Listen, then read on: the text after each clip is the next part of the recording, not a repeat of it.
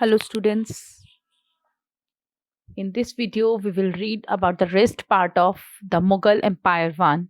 In the first part we have read about Babur, Humayun and Sher Shah Suri.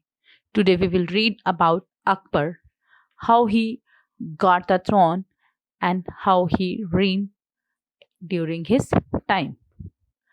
Akbar got the throne after the death of his father Humayun.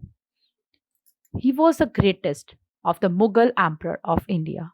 He reigned from 1556 to 1605 and extended Mughal power over most of the Indian subcontinent.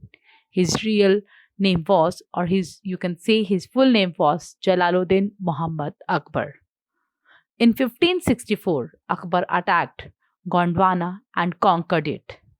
In a series of campaigns, he conquered Kabul, Kashmir, Kandahar, Lower Sindh, and eastern Baluchistan.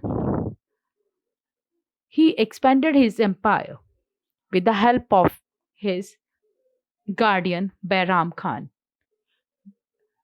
Huma- Humayun had barely established his authority when he died in 1556. Within few months, his governor lost several important places, including Delhi itself, to Hemu, a Hindu minister who claimed the throne for himself. But on November 5, 1556, a Mughal force defeated Humayun at the Second Battle of Panipat with the help of Behram Khan. Agra, Gwalior, and Delhi fell into the hands of Mughal at the time of Akbar. Akbar was a very great ruler. He did reform in each and every part or every area of the reign. Like in administration, Akbar was the center of all parts civil, judicial, military, and religious. He was a supreme commander of the army. He established a centralized administration. All appointments, promotions, or dismissal depended on his decisions and orders. You can see that he was the main role of the emperor or empire.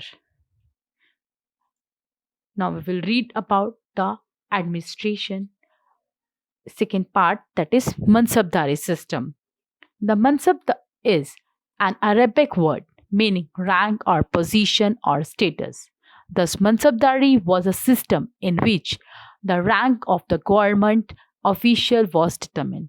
The literal meaning of the Mansab is office or a rank of dignity. Every civil and military official was given a Mansab and was called a Mansabdar. There were two methods of making payments to the nobles. One was giving them jagirs and where from they got their salaries. Means Mansabdars, they were getting the lands instead of their service. They were providing military troops to the emperor and they were getting lands. They were getting jagirs. That is called Mansabdari. He had a great army. Apart from this, Akbar maintained a regular standing army of his own, which was directly under his control. The emperor also had a well trained artillery and a stable of war elephants. The troops were mostly provided by the Mansabdars. As we have already read in the previous slide, that Mansabdar were providing military to the Akbar, and Akbar was giving jagirs to them instead of their in place of their military troops.